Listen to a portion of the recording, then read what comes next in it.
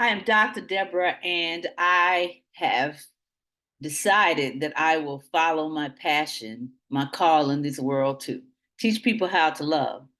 And one of the things that I've been doing lately is just kind of investigating what other people are doing that sounds like or reminds me of what I'm doing. Not necessarily looking for gaps, but looking for someone to collaborate with, someone to who I can co-sign on what they're doing and they can co-sign on what I'm doing. And some of these people are established, so maybe being a part of what they're doing will further that. I can't. I believe that because I know what I have to offer is different from anything anybody else is offering. People are talking around it, which is what I'm excited about because then I know I am onto something, onto a need. But solutions to our problem, I have at least one.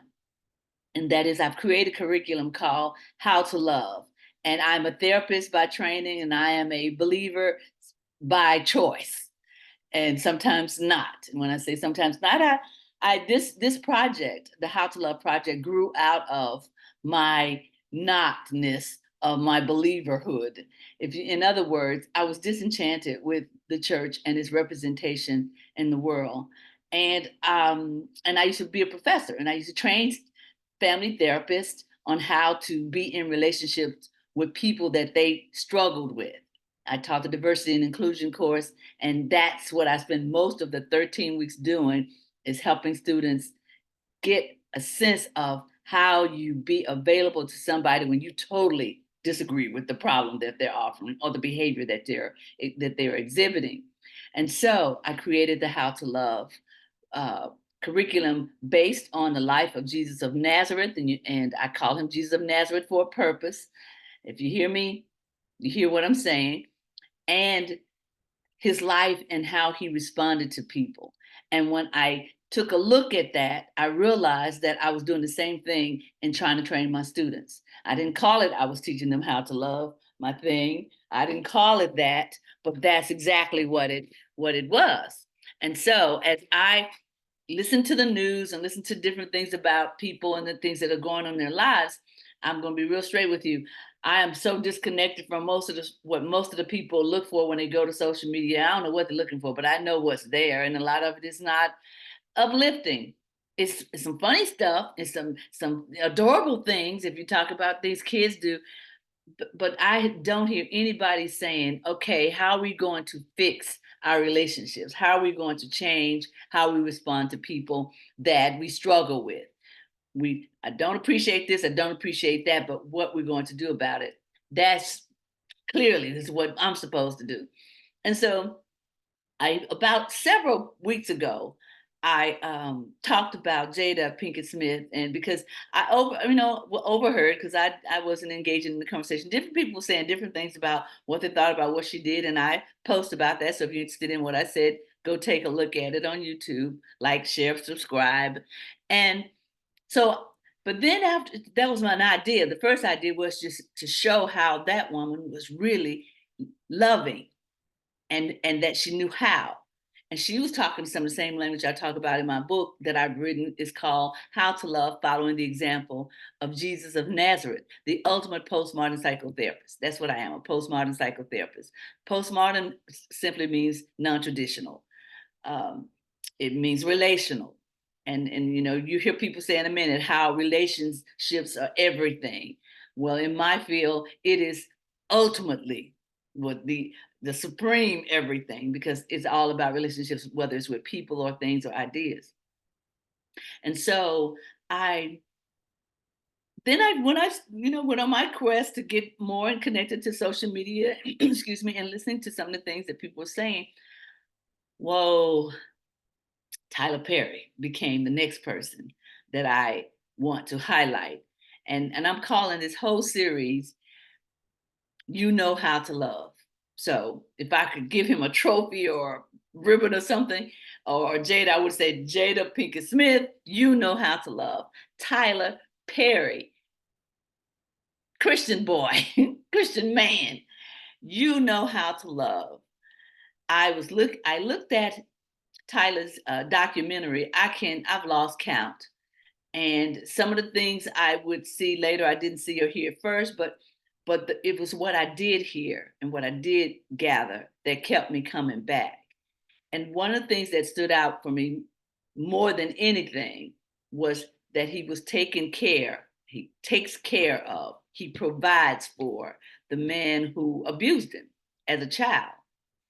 And he talks about forgiveness and the value of it and how he had to let go of that. And some people ask him all the time, so you can, he said, he says in a minute, I'll take care of it. And he agreed, he acknowledges it. That's what love is, guys. And when I share this with people who struggle with somebody being that radical, that's why I call it radical acceptance. When people can't hear what I'm saying, that if you are going to really love somebody, and don't get me, I guess I may as well do something about love languages, because that's what's nice and cute, but it's bigger than that. It is totally bigger than that, because abuse was not Tyler's love language, but that's what he got. What his love language is his faith, his belief. If you could give him a language, that would be his belief in a higher power, and in his faith system, Christianity, therefore Jesus. But he understood, and I think this is my understanding, my belief is that God, in God's purest form, without interference or interjections from human beings, is love, perfect love. And that's radical acceptance. I was talking to someone just yesterday, I believe, about what it means to be radically accepting, what it means to just accept somebody. And everybody, almost everybody I share this with, they always have, what about people who abuse kids? What about people who rape people? What about people who, just shoot people up, blow up the 9/11? What about Hitler? I mean, I get all these whatabouts. And that is what makes radical acceptance so radical. And I've said this so many times before, when somebody does something wrong, and me included, you want them to pay what you did to me. You don't deserve my love. You don't deserve my forgiveness. You don't deserve anything but death. And by the way, that's not the worst thing that can happen to a person. I've talked about that before. But they want to punish the person. And I'm saying, if you really want to be free, Frankie Beverly, love is the key. If you really want to be free, then the kind of love I'm offering, and I'm glad I just heard myself say I'm offering it, because it is about 12 or 15 things you do to show love, no matter who it is, and primarily to people who you struggle with, because the people that you love and love you, for the most part, y'all on the same page. But people who deliberately, despitefully use you, I can't help but think of scripture. I grew up in the church. People who do just dirty things, those are the people that really need your love. Those are and they don't need it from you. You need it from you, because they really are not interested. Most of the time, they're not. They don't care. They don't care, which makes it not about them. And that's the other thing. You're holding your forgiveness from someone does not change a thing about what they did and what they're going to do. Not a thing. But what it does is it frees you. And Tyler talks about this, and I've heard other people say the same thing. It does. It frees you, because it takes God to look at somebody and say, that is just a terrible thing you just did. But because I love you, I can't help it. It's not a choice for God. It's a choice for us. And it's something we have to learn. But the Almighty, the Supreme Being, is just what God does. And our task is to learn how to do it. Nobody taught us. I have some ways that it's going to help you just figure this thing out and free yourself. But the only way that can happen is that you have to be open to it. And I include myself in this, because ever since I started this process, I have had several opportunities to prove this to myself. And it wasn't always easy, but it was always in my heart to do. And I figured it out and I found a way to do it. And quite honestly, it was basically reminding myself that I knew how to do that. I knew how to let go of things. And then embracing that, because you might know how. Some of you do, but you're just refusing to. So Tyler, with all of the traumatic things that happened to him and all the things that he went through, and then the person he loved more than anybody on earth, a human being, she dies, his mother. And he still is taking care of the man that abused them both. And that comes out of an understanding that I'm setting myself free. And that this person, and in the documentary, he later says that he found out that he had been abused as a child and had been thrown away. So can you imagine? See, that's a therapeutic thing. We call that contextualizing people's lives. When you put it in context, it is difficult to hang on to the thing that you thought was so awful. It's still awful, but when you know they somehow cannot let go of the abuse, the abandonment they feel, they hold it here and then they put it out again against someone else, knowingly, and which is probably why they are so tormented, it seems, especially his stepfather, who turned out not to be his father. And because he couldn't understand the whole time why he hated him so much if he was really his dad, and he never really believed it because of the way he treated him. He just could not believe a father would treat his own son the way this man was treating him. But he still did the things that were loving, that cannot be explained, cannot.